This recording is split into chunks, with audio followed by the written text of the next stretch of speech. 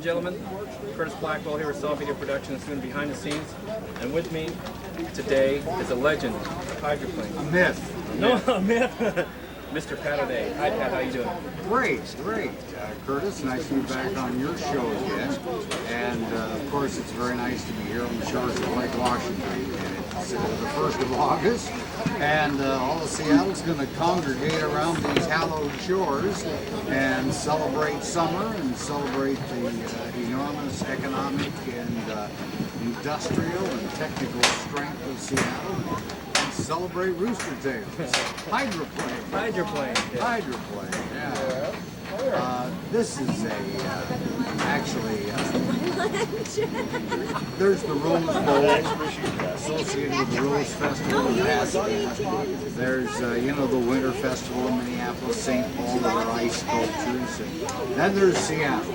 The Seafair. The Seafair just couldn't be complete without the real finality, the final of the event, which is that marriage between the city and the water in the form of throwing rooster tails up in the air, and everybody screaming and yelling and throwing down a few cold ones and having a great time. 50 years Seafair, 49 for hydroplanes. 48 actually, 49 next year, because it was 49 years ago that Ted Jones built this plywood and mahogany boat. Had the concept that the boat could ride on 3 points, the 2 sponsons and the prop.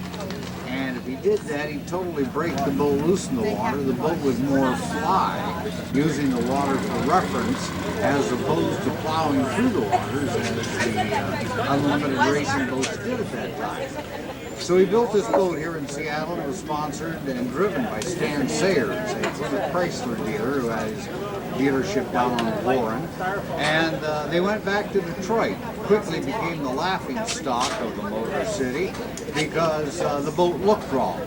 I mean, any respectable hydroplane was raw, 1 or 2 engines, and was heavy. And here was this funny, rather short, rather squat-looking thing, and they laughed until it went out onto the Detroit River, whereupon on one weekend it set every new world record. I mean, it broke the old records by 20 miles an hour. Of course, won the Gold Cup, came here, and it was in 1951 that we had our first race here. The course was a little different then. The pits were down at Mount Baker, about a quarter of a mile, half a mile south of here. The start-finish line was in this general vicinity on a barge that was out on the lake. The race course was 3 miles around. It went all the way down to Seward Park practically, and then up toward the floating bridge.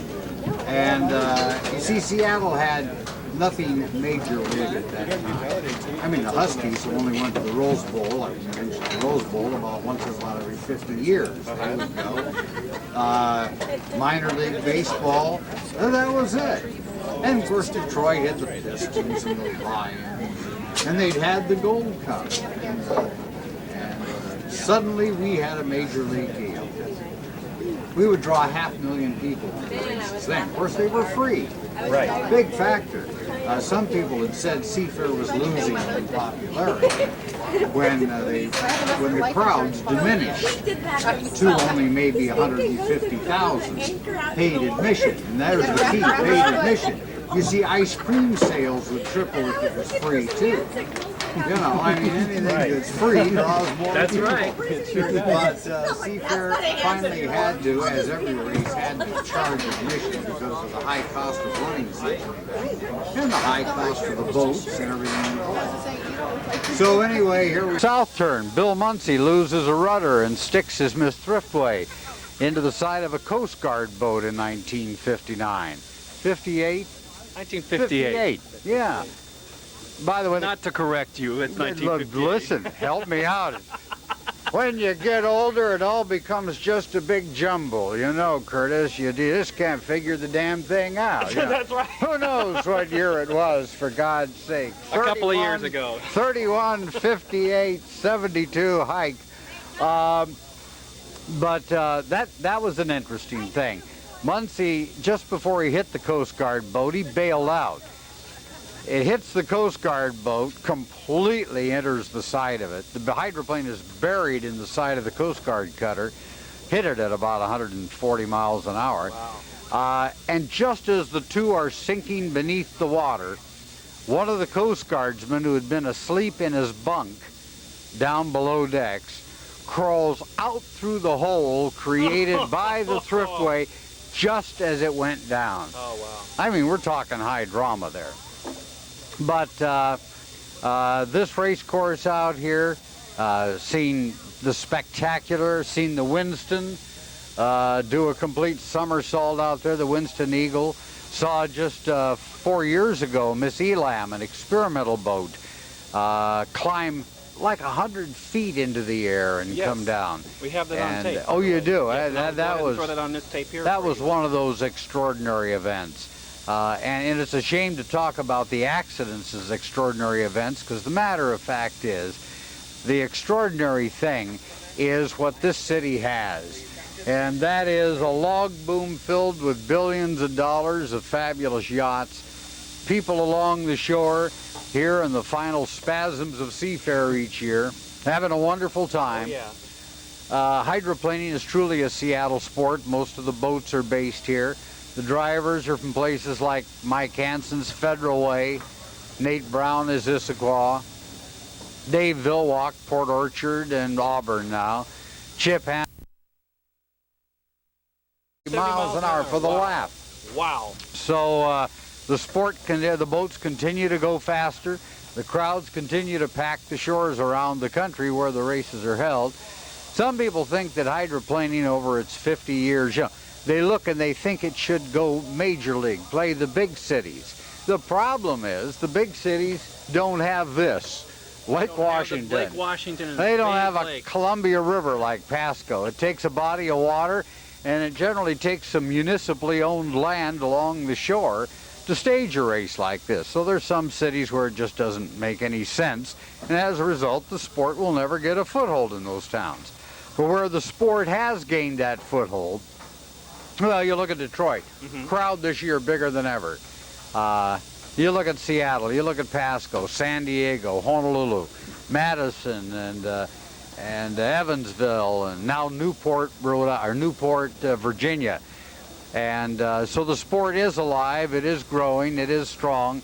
Seafair continues to grow, is so alive and is so strong.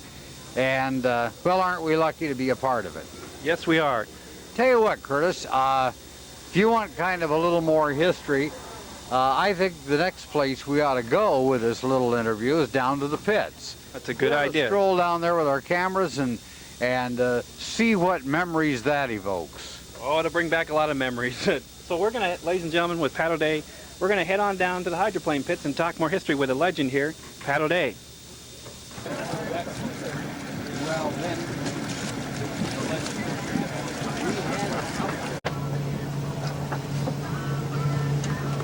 The rescue team. Races start running. Blue show is going to have to be a very low level today if it goes. It's going to be nice. I wonder if they can run the blues on instruments. Come back, P4. Probably can. Knowing them, they probably Is this the can. Dolly?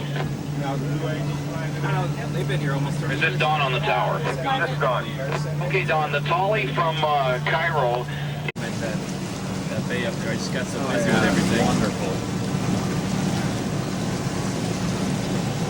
It'll be good footage up there. But back here. Last time I was up there was 8 years ago. Turn Up there, saw the Eagle Point. Fantastic. First time I ever went up there was 71.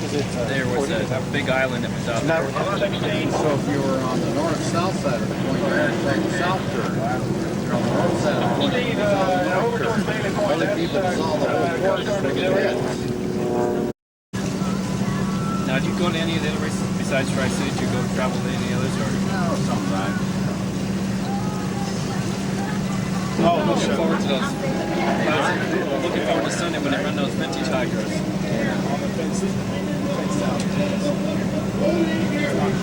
It's only like 5 years, like 76.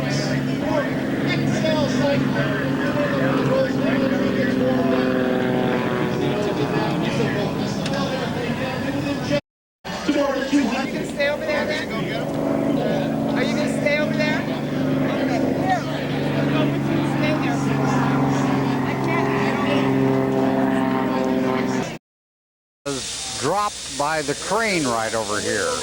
The boat was about 20 feet in the air, ready to go out on the course, and was lifted up on the crane. And usually there's people around underneath it.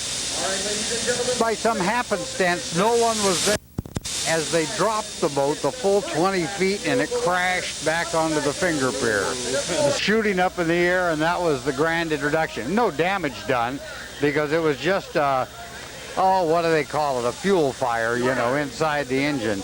But anyway, the flames went way up in the air, and the fire trucks turned their sirens on, and everybody thought the world had come to an end, of course.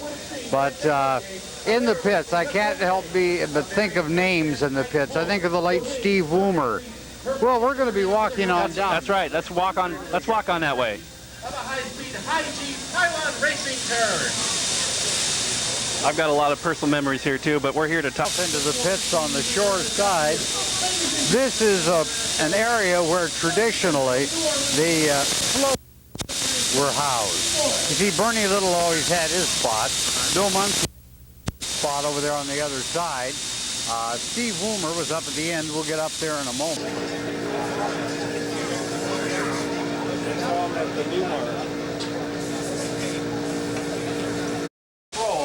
Appreciate this. Which we can do, in spite of the low ceilings we have. From your left, once again, Mr. Wayne Hanley in the Oracle Turbo Raven. And we have a blower and a quick one. It's always good to have you here, my man. Thank you very much. Take care of yourself. Thanks very much. All right.